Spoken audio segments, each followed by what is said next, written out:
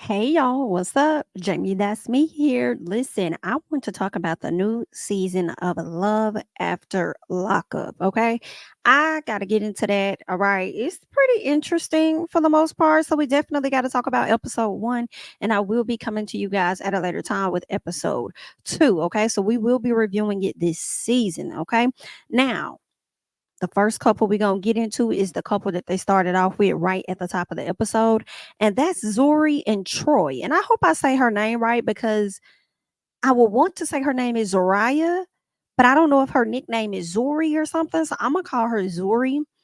And I'll let y'all correct me in the comments, okay?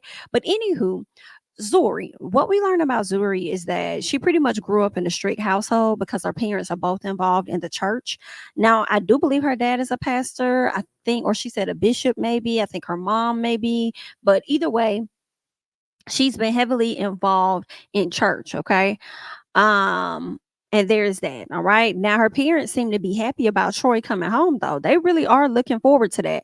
I feel like that's not something that's really common where we see the parents on the show actually excited and looking forward to the child's jailbird mate coming home. So I'm like, okay, they are in the church, so maybe they're looking at things much differently and feel like once he come out, get around their family, being involved in the church, maybe he'll change his ways or something. I don't know, girl, but that's what's going on. Okay.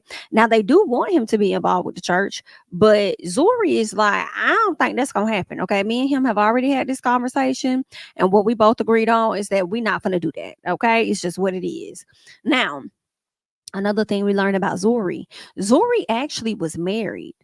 Yep, she used to be married to her child's dad, and he ended up going away for some time. And I'm not sure exactly why he ended up getting locked up, but he got locked up when her son was about 5 years of age. Okay, she said that after he got locked up, she tried to hold him down and stay with him for about 2 years after he was locked up. But then she came across Troy in some type of way, which happened to be his roommate or his cellmate child. And she ended up falling for Troy. Troy lets us know that she used to do three-way calls for him. So basically, what she would do is he would, I guess, call her, and then she would call the other girl on the phone or something like that. Okay, so that was real interesting. Then at some point, I guess he stopped talking to the other girl and started to only talk to her. Now, can I tell y'all something about Zuri and Troy's story don't make sense? Her talking about how she went to the jail cell and or went up to the prison, and they were like, hey, sit with this guy right here, like they just sat her with a random person. Something about that don't sound right, and maybe it's because I don't have that type of experience where I've been going to prisons and visiting people and stuff like that. I don't necessarily know that they will sit you with random folks, but something about that, something in the milk is not necessarily clean. So I'm wondering, did y'all know each other on the outside or something? How did y'all, like, were you at some point needing to communicate with him because, maybe your baby daddy got in trouble, and in order for you to communicate with him, you had to reach out to his roommate to find out what the hell was going on. Then you and the roommate somehow made a connection. Something about their story seems a bit off to me, okay? But either way, she is married to the ex-man, okay? And not the ex-man, but the ex-man's cellmate. Now, Troy wanted to be now now Troy wanted to be all up on the phone with her all the time. First of all, let's say this. Troy tells her that, listen, I don't want to move forward with you if you are still married to the man that's locked up with me. I feel a way about that. So you let a man behind bars pressure you into getting a divorce from your child's dad? I mean, hell, they both locked the hell up. And I wonder now, child, if she actually got well, she had to have gotten a divorce because now she's married to Troy. But anywho, I'm like, Troy, you don't want to move forward with her because she's still married to somebody else while y'all both locked the hell up. But you okay with talking to a person that's married to somebody else all day on the phone? You okay with sending her pictures, doing whatever, having communication with her on a regular, feeling like you're in more of a situation with her than what you really are? I feel like Troy did that to see if he could control her in some capacity. To tell her, I'm not willing to move forward until you get a divorce from him. So therefore, she served the divorce papers. I also would like to know if Troy and the baby daddy ex-husband had any beef while they were in prison over her. I also wonder if that man is out of prison just yet. And what is it really giving? Okay. So definitely got some questions on that front. But I feel like him propositioning her to divorce that man because he don't feel comfortable moving forward is giving he wanted to see how much he could control her. How much influence does his voice have in her life? So she followed through with it, and here we are. Now her parents seem to be putting pressure on them attending church, but they both ain't really trying to be on that. They really on some free spirited type stuff. They gonna be doing some other things on Sundays because it's not gonna be up there in the church. Okay. Now I can see Troy going for maybe the first 2 Sundays, maybe even for a month. But he definitely gonna fade the hell off after a month. Okay. Now Troy says he is a spontaneous person and says that women pretty much flock to him, and he has a few people to reach out to make up for lost time. It's giving disrespect yet again, which for me further confirms him wanting to have some sort of control over her. Okay, when he asked her to get that divorce, and also wanted her to marry him so he can have certain type of access to her. But anywho, now her dad's wants to make sure that he's the best man for his daughter. Okay, especially after what she went through with the last one and him getting locked up and stuff. I guess now she says that she allowed Troy to adopt her son. What kind of SHI is that? I don't think that was a smart move. I mean, you can have a relationship with the kid via the phone or whatever, I guess, but for him to be adopting the child and you haven't even really seen him as a dad in real life, I don't know about that. But anywho, she says that she let him adopt her son after they got married because on his birth certificate, she left the father's name blank on the birth certificate because she felt like hell he wasn't acting like he wanted to be a daddy no way. So why the hell would I put his name on there? Okay. And I get that, but then part of me don't get that. I feel like let's say that little man never knew who his dad ever was. I feel like you should have filled that in off of GP of him getting his birth records and knowing exactly who his father is. Like, I mean, but different strokes, different folks. Some of the dads don't want to be on the birth certificate no damn way because for them, they looking at it like hell, that's automatic grounds for me to have to pay child support should you want to put me on it. And the fact that his stupid ass, Mr. Troy, went and adopted the boy and probably signed off on the certificate. I don't know. Should they divorce, she probably can get him tied the hell up and make him pay for the child that ain't even his. Yikes. But anywho, now Troy talking about okay, so first of all, let's go back. Now she has a sister. Her little sister, I believe her name is Zion, is living with her at this time. Okay. Now what she tells Zion is that, when Troy comes, he's asking that I give him time to learn his space and everything. Now, I don't think that's a bad thing for him to ask or for him to request, like, hey, give me some time to adjust to my new surroundings. Let me learn my space because he's been locked up for a long time and he's been told what to do, when to wake up, when to go to sleep, when he can eat, all of that. So it's definitely going to be an adjustment for him, right? So yeah, I don't I completely get where he's coming from with that. Okay. Now, my problem with Troy is him saying how, he was hoping that her sister is going to be gone once he gets to the house. He says that he has to get to know his wife, he has to get to know his son, and he feels like having the sister there would be too much. My thing is, well, you will have to get to know the sister too, because that's a part of her family, right? But in addition to that, it's like, boy, you've been locked up with strangers for years. It wouldn't hurt for her sister to still be there just a little bit. Okay. See, I don't know. I feel like men that automatically come into situations trying to isolate and like, okay, this person can't be. I hope they gone. All of that. Mm, are you afraid of the sister being around because she might end up seeing right through your R's? What is that about? Okay. So, anywho, she also tells us that she has some type of project or something called Project Heal for prison families or something like that. Because when they're doing the bid, the families are doing the bid as well. And she's like the CEO of the organization and he's like an executive director or something like that. So, okay. I mean, I don't know if it's a for-profit or non-profit organization that they got together, but she let us know that that's what they have going on. She also let us know that she spent about 50 racks on this man already. On top of spending 50 racks, Miss Ma'am got a big ass tattoo of his name going down the side of her body. Okay. I'm like, whoo, girl, did you need to get Troy name that damn big to see on you like that? You got him stamped on you like that? Oh, no, this is not gonna be good for you. She done got this man a bouquet full of money. What else? She done got him a chain, got him some clothes and stuff like that. So she's really trying to do it up for this man once he comes out. I guess to let him know he's appreciated, child. Now at some point we do see where she goes to sit down with a card reader. And when she goes, a card reader, tarot reader, she goes and sit with this woman. And the woman pretty much tells her, like, listen, it's gonna be a lot of drama when this man come out of prison. I'm telling you right now, it's gonna be a lot of drama. You know why? Because basically, because of his anxiety. And he's already waiting around for some shit to pop off. Okay.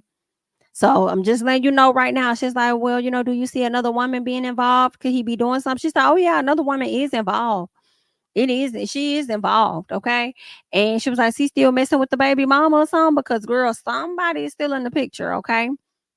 And then, or at least they about to be in the picture if they aren't.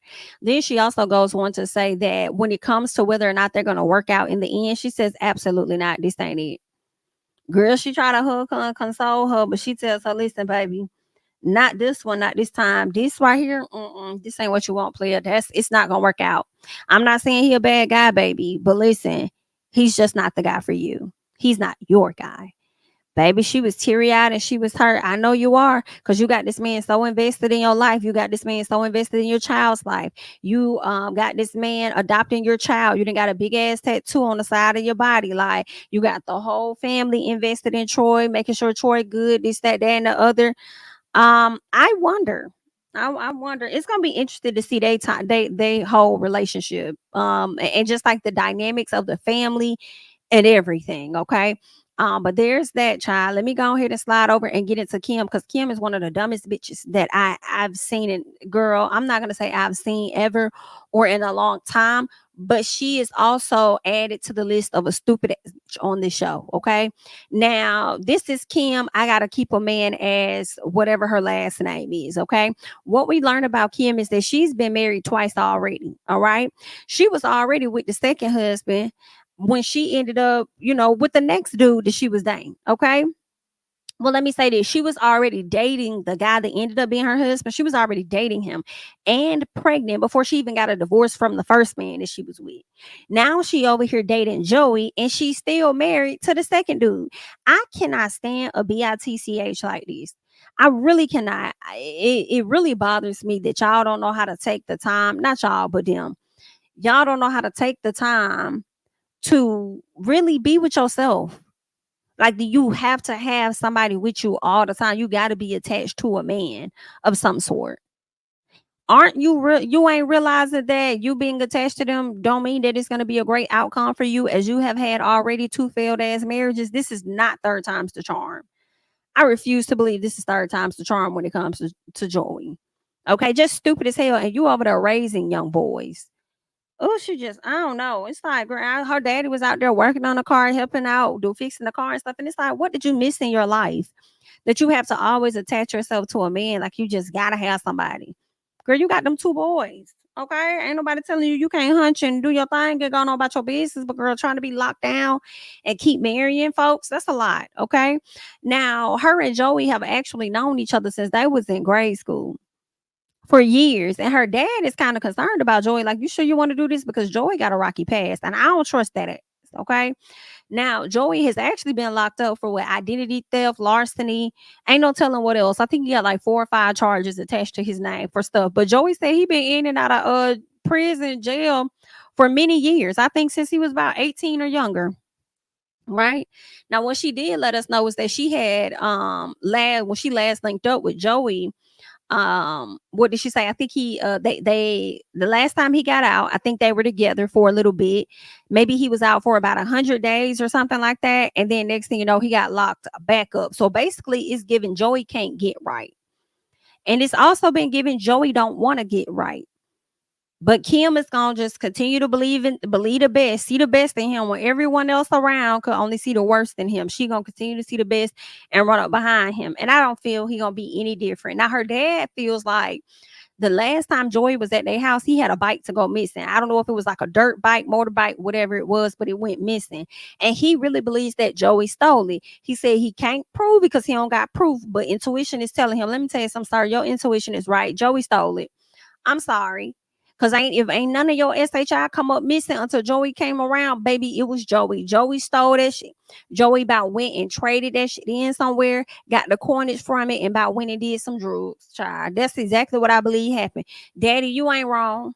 You is not wrong. You just don't have that hardcore proof. I bet you got cameras all over your house now. I know I would. Joey wouldn't be able to be at my damn house. I have a camera on the front porch at the door. I have one up there in the corner of the porch looking down, seeing when his ass walk up. I have one facing the back door.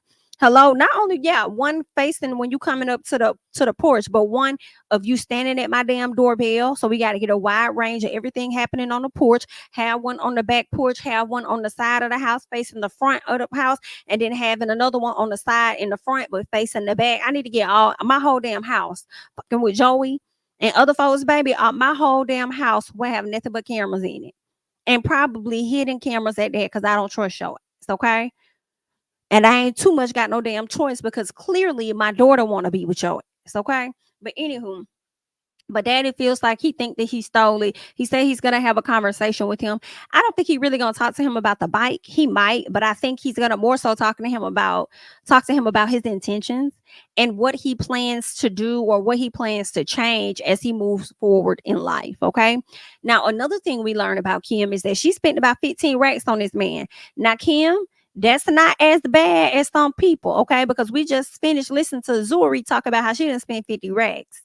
All right. So 15K ain't bad, but I feel like that's 15K your kids could have had. Hello. So she said she spent 50K on clothes, shoes, phone calls. He's gotten in trouble while he's been in prison. And because he's gotten in trouble, I guess she had to send additional money to them for whatever reason. So it's been a mess. And I guarantee you, Joey ain't gonna be able to pay you back. Now she does talk to Joy, and Joy talked about how he was doing opioids for decades and how he wants to be able to let that go. So now he's planning on taking a medication that's going to help him let go of opioids. And I said, that don't even sound right to me because I feel like at any moment you can get yourself addicted to the medicine that's supposed to get you off the damn opioids. So I don't necessarily trust it, but okay.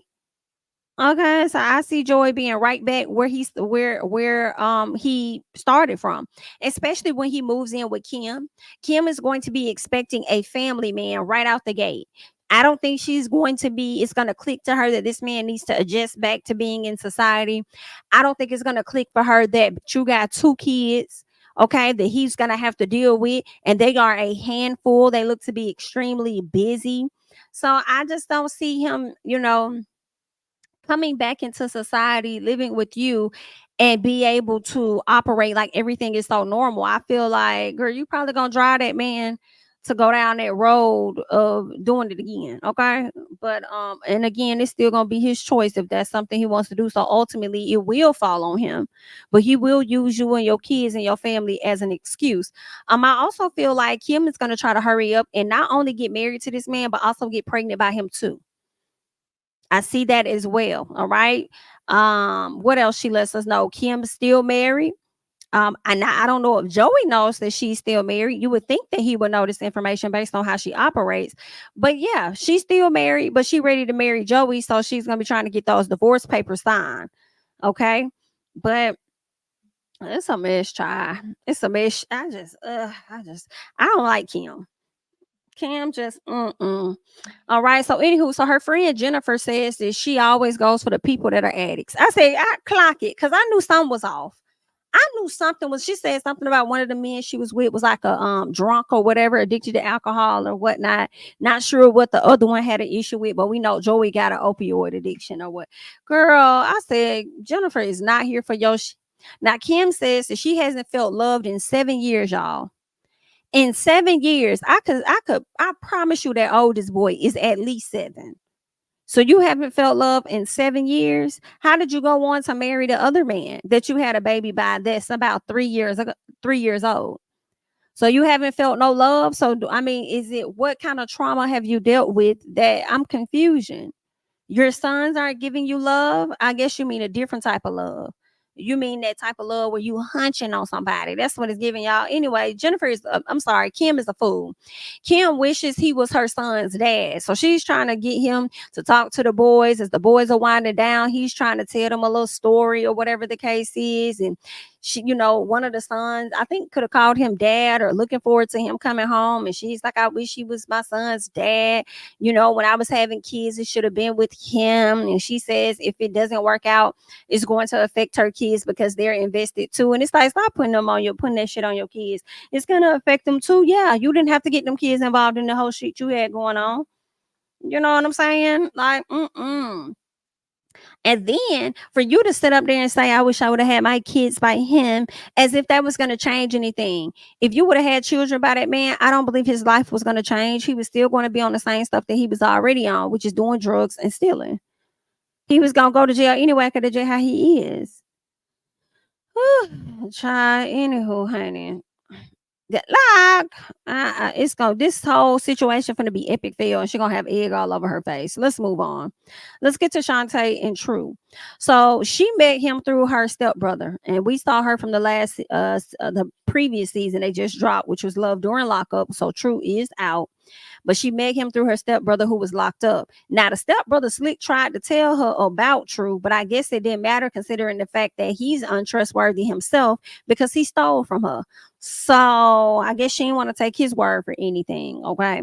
But True has been locked up for some time because of robbery. I think he's been locked up for like 13 years.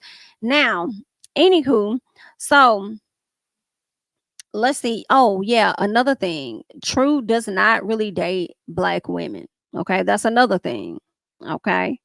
That's what he doing. And the family told him that. So we'll see how this gonna play out. If he really I feel like if True loves Shantae, I feel like he loves her because of what she could do for him. I don't know how much he really loves and care about Shantae, but we'll have to wait and see. Okay. Now she is saying that she don't know if she's gonna have sex with him or not on the first night as soon as he comes home. She doesn't know if she's going to do that. I do recall Shantae letting us know that she was SA'd by a coworker and another, I think by maybe two coworkers from a previous job. So I don't know if that may have affected her when it comes to how she engages in that activity. And what I don't really like is I know True is going to bring that up. I know at some point they're going to go to like a SEX store and stuff. And he's like, that's really a focal point for him. But I mean, I know that's what you want, but really see where she is with it. I'm hoping he takes the time out to see where she is with it. I would hate for her to do that because she feels like she needs to please him. And I'm sure she will, just to keep him and stuff. Hell, she over there depleting her account just to please him. So I'm sure she's going to give up the goods just to please him, even if it's unsatisfactory to her and even if she's not comfortable. Um, that's very tough. Okay. Anywho, so True says that he loves Shantae and says he stopped talking to other ladies because all he wanted to do was hear from her. So he stopped talking to about 60 women, so he say. And I'm like, I don't believe anything he talking about. I'm sorry. And even if he did stop talking to women, I feel like he stopped talking to them because Shantae was the one that was putting in the most. She was the one that was giving him the most. So he wanted to make sure that he had more conversation with her. Okay. Now, True sister does come to the prison because she's waiting for him to get out. And she's standing up there with Shantae or whatnot. So of course he finally gets out. His nephew is the one that is happy. He is the most happy out of everybody. The family does go, to get lunch at some point, and True seemed to be really happy because he's just really ready to get out there and hunch. That's what it's given. Okay. Um, so there's that. Oh, let's go back real quick to Kim and Joey because it's time for Joey to get out.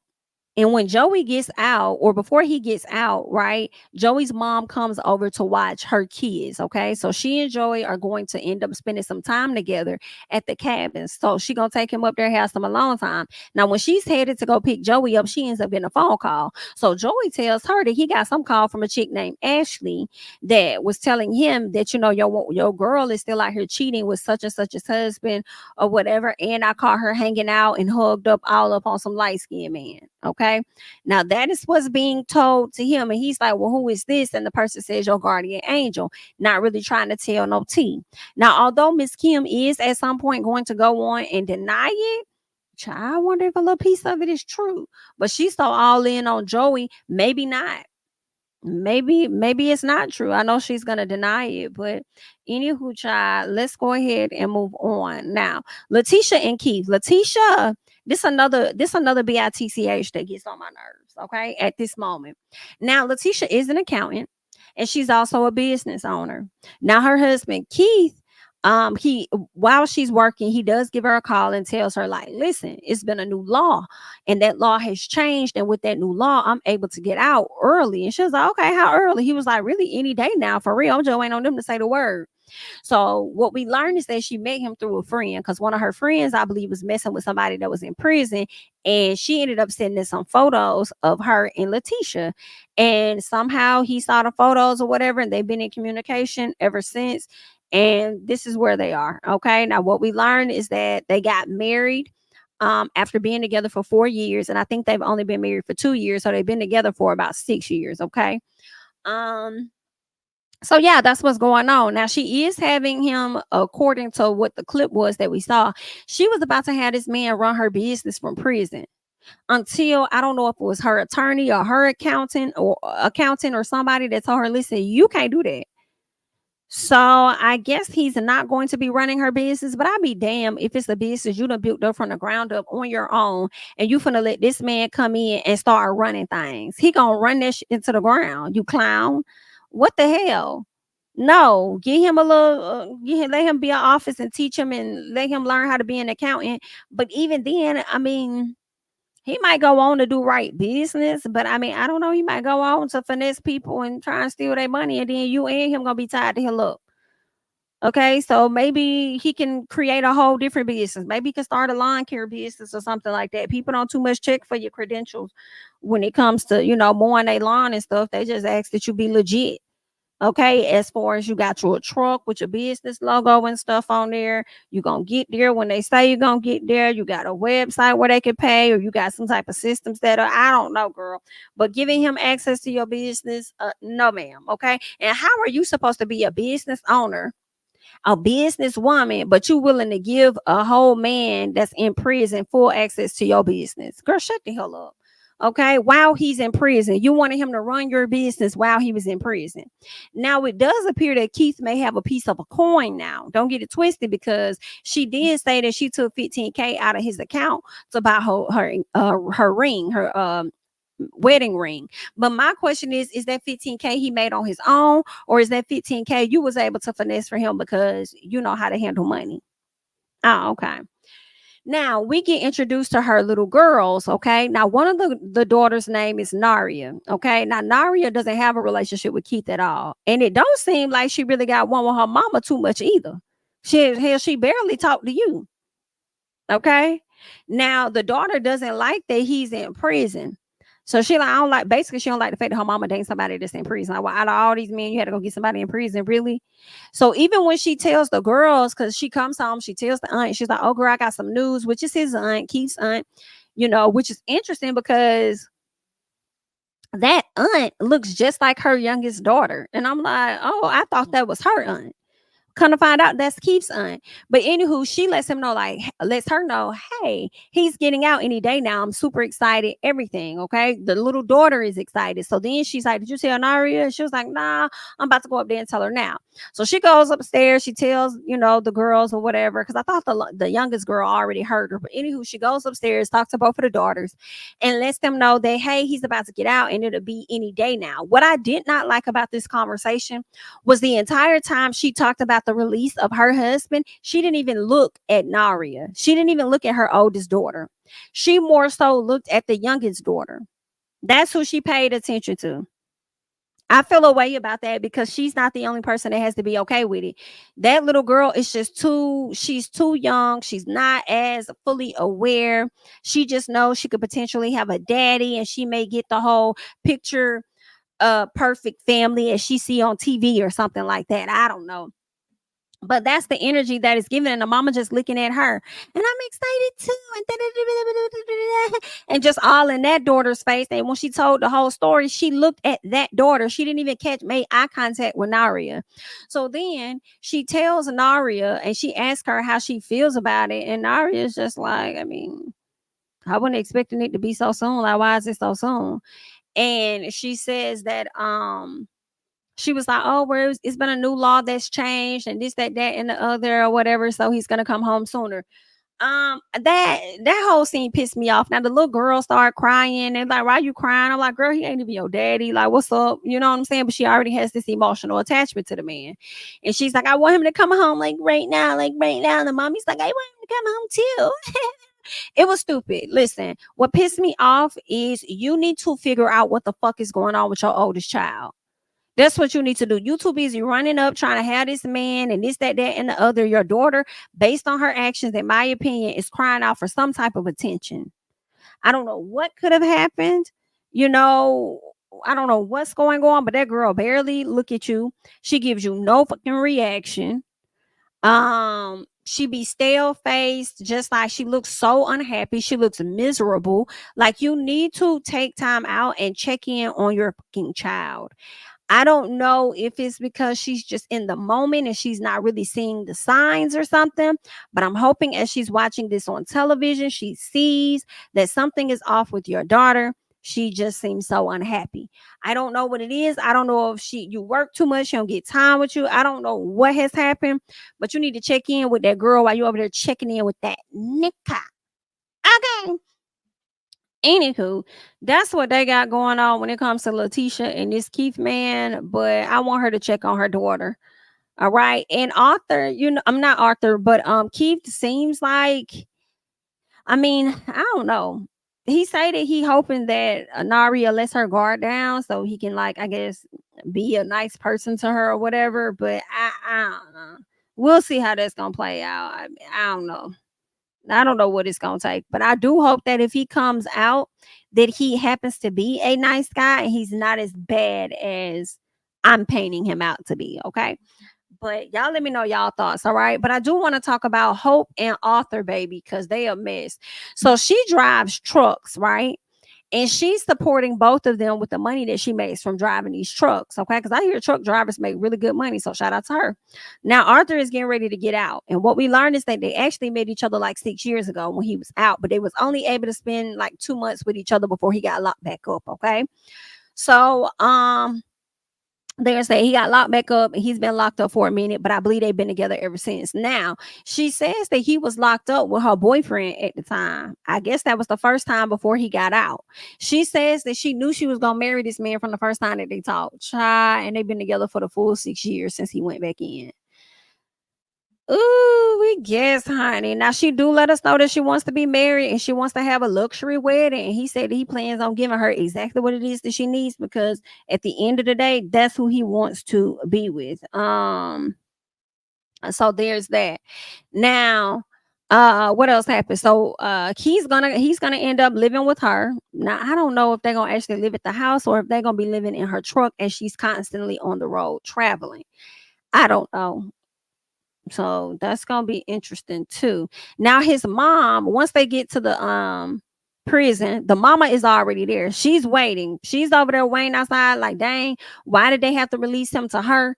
Because listen, they could have released my son to me. And really, if they would have released that man to the mama would have been leaving, making no stops, headed straight back to Vegas. Okay. Now, all right, Hope gets her stuff together, but what she was in the bathroom doing, okay, when they were showing the camera on her, she was in there throwing up. She threw up a few times, got her stuff together, put on the tightest dress that she could find and some flip flops. I don't care what nobody talking about. Hope looked a hot ass dirty mess. Hope looked a hot fucking mess in that tight ass dress and no flip flops. I'm like, girl, you could have put something else on. It look way better than that. Now the mom over there arguing with her once she pulls up about not being on time. Like, why you ain't on time when you know they got to get my son? See, this is what be pissing me off. It be the mamas that don't be there for their sons, having somebody else be there, taking up, doing whatever it is they want to do for the men, and then y'all want to try and sit up there and make the ladies feel like they not doing enough. Bitch, what? Now, granted, I don't kind of fault the mamas all the way, because it's like your grown ass son made them grown ass decisions, and you don't have to kind of like really show up for them completely, because I mean, you got yourself in this situation. This is what happens. You can't deplete my funds to take care of your siblings at home, and then I got to sit up here and look out for you when I was already looking out for you before you went in there. Now you put me in more of a bind, and this ain't even my situation. It's yours. So I definitely get where the moms are coming from, but at the same time, don't try to sit up there and throw nothing in nobody's faces if they're not doing enough, knowing that you feel the fuck back and you ain't trying to do nothing either. Like, chill the hell out, okay? So anywho, yeah. So the mom over there beefing with her, and it seems like she's trying to compete with the girl or something like that for the love of her son, and it's giving very weird. All right. Now Hope tells us that he was cool with her having, because this is what we learned, some mess here. Now, when they got back together, Hope said, I don't mind holding you down while you on lockdown. But listen, there's something that I'm gonna need, and that's gonna be some sex. I'm gonna need me some sex, honey. So with that being said, you're gonna have to let me get it how I live. And he said, okay, cool, I'll let you get it how you live. You can have sex, do what you do, as long as you ain't getting, emotionally attached to nobody. Okay. So he allowed it, and or at least they agreed to it. And yeah, she had him thinking that she had stopped smashing on people, but she really didn't. She created an illusion, and that's not true. Okay. Now I think he said he went through her phone one time and he did see that she was in communication with somebody else or whatever. But that's about it. So he thinks that she ain't been doing nothing, but Hope been in here getting it down. And let me tell y'all something. I believe that Hope could potentially be pregnant. And I only say that because why would they focus on the fact that she was in the bathroom throwing up? Why did y'all even show us that? Y'all could have just showed her getting around, getting dressed, walking around the room, pulling her stuff together, and then walking out the door. Y'all didn't. Y'all wanted to focus on the fact that she was in that bathroom throwing the hell up. Then y'all want to end the episode on her talking about how she was out here smashing people, and she created the illusion that she wasn't doing it with nobody no more, when we know that's a lie. I feel like Miss Ma'am could be pregnant, and it could not be his kid, because I don't know if he was getting those visits. I would think not, being that they're not married. Okay. So I think she could be pregnant, and she might be trying to go somewhere and get a snip. Ain't no telling if she can, honey. But that's what's been going on. That is what's been going on. So y'all leave y'all thoughts and comments down below, and let me know how you're feeling about this new season of Love After Lockup. So far so good. I will be back to you guys with a new episode, so be looking out for that. All right. Don't forget to like the video, comment, subscribe, share my videos. You can find me on Instagram and on Twitter at JamiThatsMe, and I'll catch you guys in the next one. Bye-bye. King of my city and cul-de-sac. Coming out swinging like soldier rags. Leading my people like quarterback. Boy, I study this shit, I'm an almanac. Had to get up and grind. Knowledge is booming, I'm here to apply. Came with the chip and the dip, it just single the mind. We finna do more than survive. I need my check. Spinning the block for the Gouda. We hitting the jeweler, the flood out the net. We don't do beef on computers, I'm straight out the sewer. We come when you rest. Niggas be looking perplexed, so keeping my foot on their neck. No map, I trust my gut for the quest. But drama, I'm fully abreast. I was ready for years and they doubted me. All of a sudden they tell me they proud of me. I've been dropping these haters like calories. Cross them out and came back with some boundaries. Stand for my honor, but you run no corner. Packing the stick with a drummer.